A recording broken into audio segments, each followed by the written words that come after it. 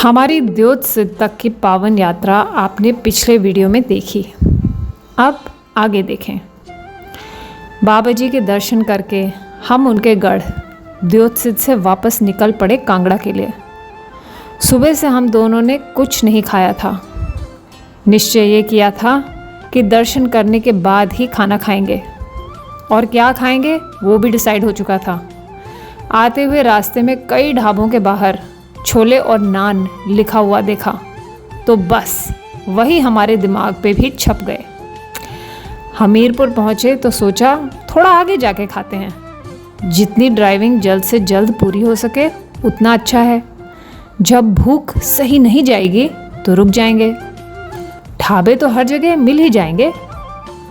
लेकिन हमारे ये अनुमान गलत निकला, क्योंकि गूगल मैप्स ने हमें धोखा दे दिया और हम एक ऐसे गोल गोल घूमने वाले रास्ते में पहुंच गए जो कि जितना दुखदाई था उतना ही लंबा और सुनसान।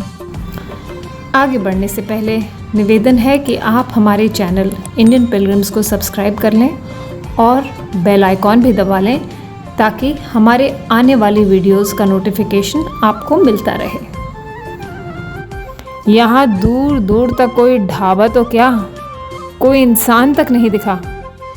पेट में जो चूहे कूद रहे थे अब गोल गोल ड्राइविंग से वो भी बीमार पड़ गए, और हमारा मूड तो उफ क्या कहना, छोड़िए।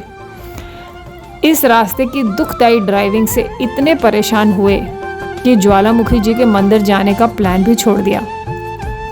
परेशानी यहाँ ख़त्म नहीं हुई। लंच का समय अब बीत चुका था और जो भी थोड़े बहुत ढाबे बाद में दिखे वो बंद हो गए थे। हम पपरोला पहुंच गए, मगर छोले नान खाने का भूत अब भी सिर पे सवार था। लेकिन मनचाही पेट पूजा का सौभाग्य आज नहीं था।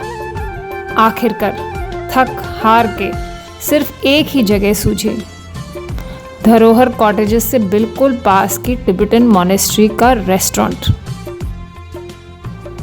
जी हाँ, धरोहर कॉटेजेस के पास एक बहुत खूबसूरत टिबेटन मॉनेस्ट्री भी है।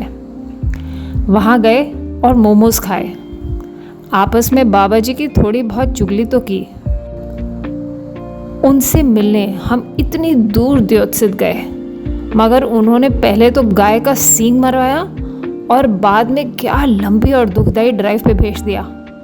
वही नहीं, इतनी देर भूख में तड़पने के बाद भी खाना अपने मन का नहीं दिया।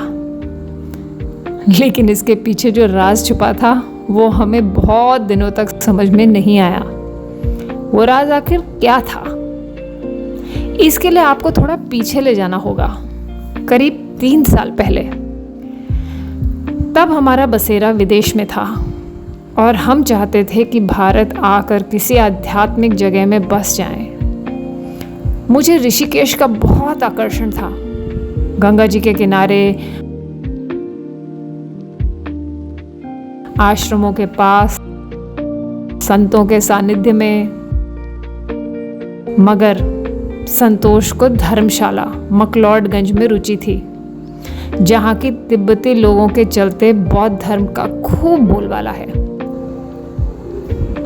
मुझे बौद्ध धर्म से कोई बैर नहीं था, मगर मैं तो सिर्फ और सिर्फ हमारे तीर्थ स्थानों की महिमा में विश्वास रखती थी।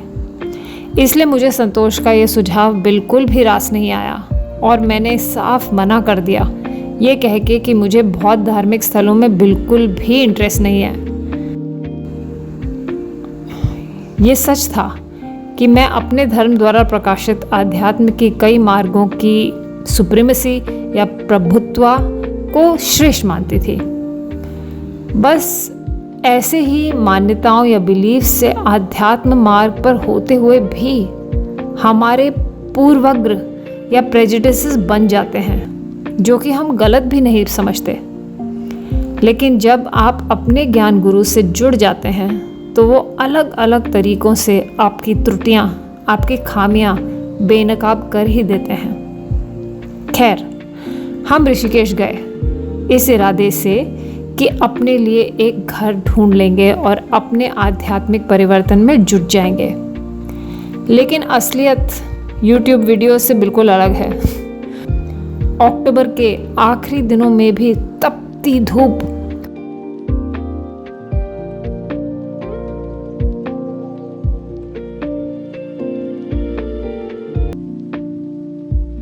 और ट्रैफिक और लोगों की भीड़ ने हमारी शांति भंग कर दी। स्वर्ग आश्रम जिस जगह का हमें इतना आकर्षण था, वहाँ पर घर बनते ही नहीं हैं। वशिष्ठ गुफा की शांति, पावकी देवी का अद्भुत बुलावा, रिवर राफ्टिंग का मज़ा, नीलकंठ महादेव तक की ड्राइव और घाटों का आनंद तो हमने पूरा उठाया, मगर ये समझ गए कि यहाँ हम बस नहीं पाएंगे। और अब आ जाते हैं आज के दिन, जब हम कांगड़ा में देवोत्सिद्ध की लंबी यात्रा के बाद आ चुके थे और हमारे बाबा जी ने हमें छोले नान नहीं बल्कि मोमोज खाने इस टिबेटन मॉनेस्ट्री में भेज दिया था। ऐसा क्यों? कुछ बात थी, मगर वो हमारी समझ के बिल्कुल बाहर थी और बाहर काफ़ी समय तक ही रही।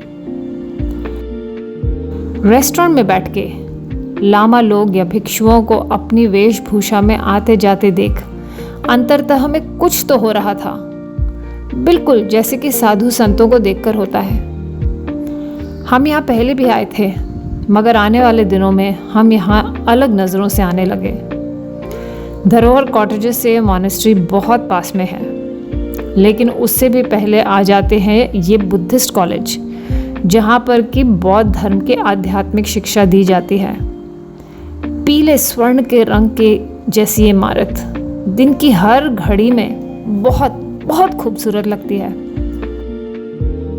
इस पूरे इलाके में तिब्बती लोग बसे हुए हैं। उनके घर, इमारतों में हर जगह 5 रंगों के झंडे लहराते हुए दिख जाते हैं। मान्यता है कि हर झंडे पर जो मंत्र लिखे होते हैं वो हवा में लहराने से अपनी तरंगे पूरे इलाके में फैला देते हैं। यही नहीं, इनके 5 रंग उन जगहों के 5 तत्वों में भी संतुलन बना देते हैं। मॉनेस्ट्री का नाम तो कंपागढ़ मॉनेस्ट्री है, लेकिन हम इसे इस जगह को दिए गए बौद्ध नाम ताशी जोंग से संबोधित करते थे। यहाँ के तिब्बती लोगों के चेहरे और वेशभूषा भले ही हमसे भिन्न है, मगर उन्हें हिंदी बहुत अच्छे से आती है और वह गांव वालों से घुल मिलकर रहते हैं। देखते ही देखते हमारी यहाँ के मंदिर के मुख्य पुजारी से मित्रता हो गई। उम्र तो उनकी अधिक थी, लेकिन उनसे बातें करते हुए इसका एहसास नहीं होता था। वो हंसमुख स्वभाव के थे, जो प्रवचन देने में नहीं, खिलाने पिलाने में विश्वास रखते थे। प्रसाद में भेंट किए गए फल इत्यादि तो देते ही, मगर भारी मात्रा में। मना करने का कोई फायदा नहीं था। हमने पूछा कि हम आपको क्या बुलाएं, तो हंस के जवाब दिया, जो तुम्हारी मर्जी। मंदिर का चौकीदार भी बुला सकते हो, क्योंकि मैं हूँ तो झाड़ू पोछा करने वाला, जो मर्जी हो।